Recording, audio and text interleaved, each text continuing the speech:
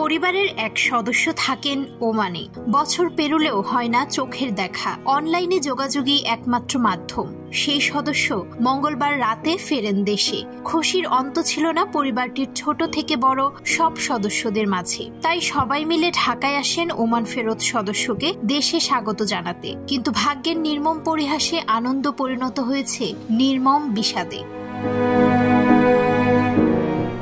তখন ভোর রাত। একটি প্রাইভেট কার ও হাইস মাইক্রো বাসে করে ঢাকা থেকে লক্ষ্মীপুরের দিকে ফিরছিলেন তারা। চালকের চোখে মুখে ঘুম।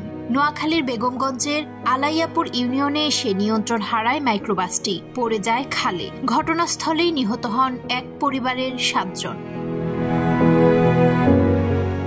স্থানীয়রা জানান, ভোর রাতে দুর্ঘটনাটি ঘটে। সে সময় লোকজন কিছু বুঝে উঠতে পারেননি। ভোরের আলো ফোটার পর আশেপাশের মানুষ এগিয়ে এসে মরদেহ উদ্ধারে সহায়তা করেন। পুলিশ জানায় কয়েকজন বের হতে পারলেও 7 জন ভেতরে আটকা পড়েই মারা যান। তাদের মরদেহ উদ্ধার করে হাসপাতালে পাঠানো হয়েছে।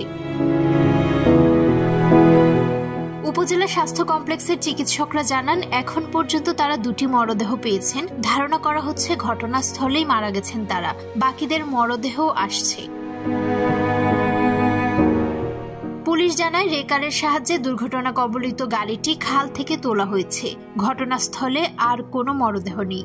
তবে বেঁচে আছেন সেই ওমান প্রবাসী। নিহতদের পরিচয় শনাক্তে কাজ করছে হাইওয়ে পুলিশ।